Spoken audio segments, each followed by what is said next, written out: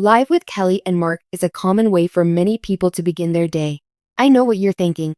Is Kelly? Will this week's live episodes of the daytime show with Ripa and Mark really be broadcast? Like previous episodes this week and last, Thursday's show was pre-recorded. The show included a musical performance by A Great Big World and rebroadcast interviews with Anthony Anderson, Linda Cardellini, and Sofia Carson.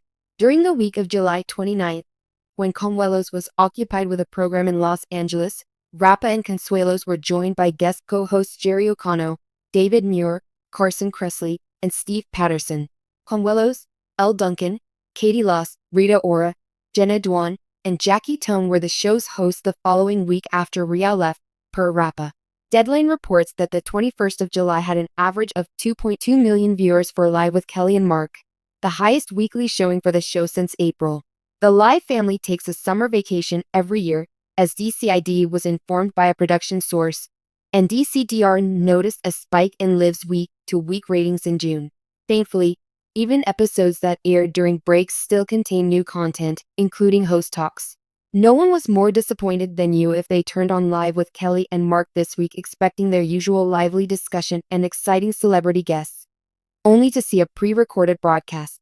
The program has been airing rebroadcasts of interviews and tape portions all week, and the explanation is rather simple. As part of the annual summer break, the show's hosts have started taking short breaks from their duties.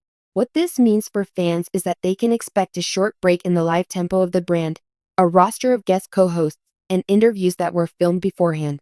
What follows is a comprehensive feature article detailing the summer's ratings movement, who has been filling in, what's been broadcast throughout the meanwhile, and what fans may expect when Kelly Ripa and Mark Consuelos return to the live desk.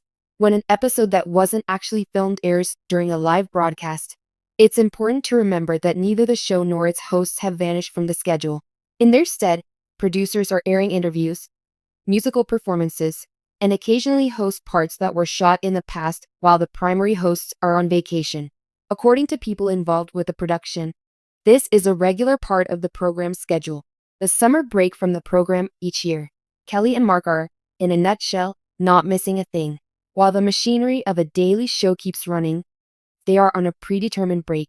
Given how rarely syndicated discussion shows like Live completely disappear from television, this distinction is crucial. The show can't just disappear from viewers' screens on a Monday. The producers would much prefer maintain the momentum than let it die.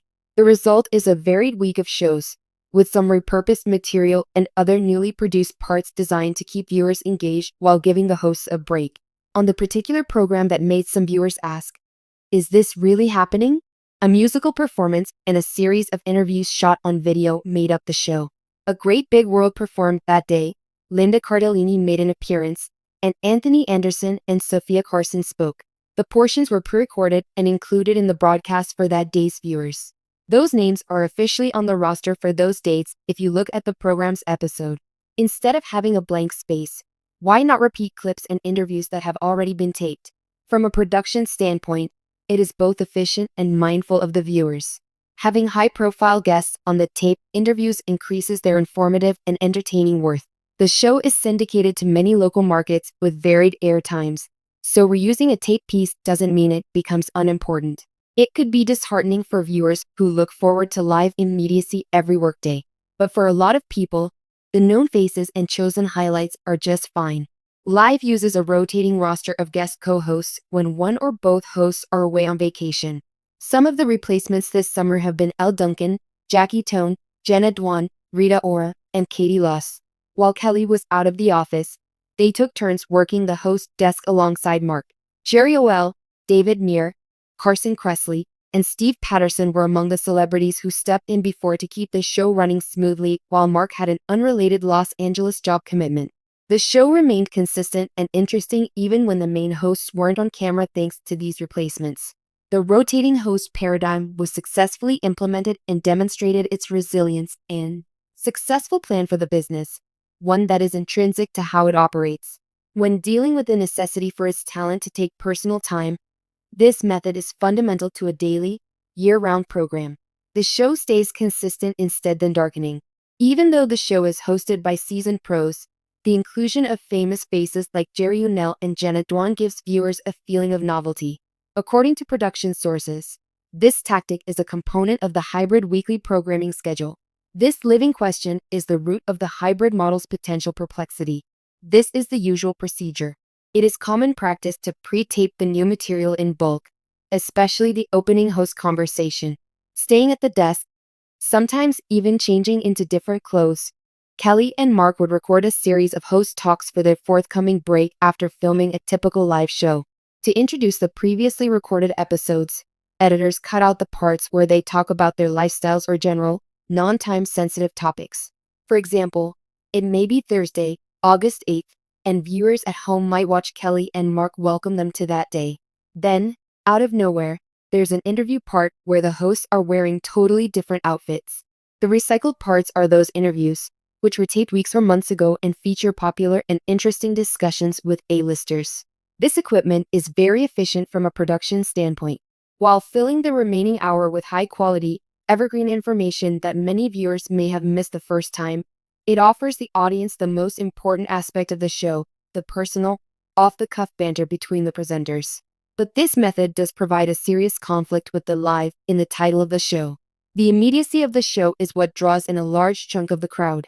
Some viewers have likened it to having a morning companion who updates them on the day as it unfolds. People talk about this difference a lot on fan forums and social media discussions. The live falsehood is dishonest, and the previously recorded disclaimer, which flashes quickly every so often, isn't enough, according to some viewers who are irritated. Some viewers may find that the show's efforts to create a sense of familiarity and closeness are undermined by the repetition of interviews and the uncertainty over wardrobe changes.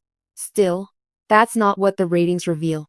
The fact that the show had its highest ratings since April, an average of 2.2 million viewers during a July week, at a time typically associated with decreased television viewership, is evidence of the franchise's extraordinary strength and viewer commitment. Though it may be off-putting to die-hard fans, this hybrid model is obviously good at keeping in the casual, wide audience. Fans like them check in for the recognized faces and high-profile shows. The program accomplishes precisely that. Whether they realize it or not, the audience seems to grasp the trade-off based on the consistent ratings. The price they pay to see Kelly and Mark every week for the other half of the year is a couple of weeks of pre-recorded entertainment. Live, daytime, and late-night television have all dealt with this before. Starting with Regis Philbin's tenure, the Live franchise has been through co-host searches, maternity leaves, and vacations with guest hosts for all 4 of its 10 years. From Jimmy Kimmel to Johnny Carson on The Tonight Show, other genre heavyweights have developed a pattern of long summer vacations and a revolving cast of fill-ins. This is a long-standing and essential component of the industry that helps to avoid, in a heartbreaking turn of events, Mark Consuelos is absolutely devastated as doctors confirm a cancer diagnosis, leaving his wife, Kelly Ripa, utterly shattered. This emotional roller coaster has shaken fans to their core as the beloved couple faces an unimaginable challenge together. Mark, known for his warm and charming personality, was seen in tears during a private moment shared with Kelly, visibly struggling to come to terms with the shocking news. The couple, who have been pillars of strength and support for one another throughout their years in the public eye, now find themselves confronting a difficult new reality. Kelly, ever the supportive partner, is staying by Mark's side, doing everything she can to keep him strong as they navigate this life-changing diagnosis. Yet, behind her typically positive persona, Kelly is visibly heartbroken, unable to hide the emotional toll this news has taken on her. Friends, family, and fans alike have rallied around the couple, sending their prayers and love during this tough time. Many are offering words of comfort, hoping to bring some light into the dark days ahead. The news has sparked an outpouring of support from the public, who have long admired the couple's genuine love and respect for one another. While the road ahead will undoubtedly be challenging, there is a sense of unity and hope that will help them through this ordeal. We can only hope that Mark's strength and Kelly's unwavering love will continue to guide them as they face this battle with courage, together.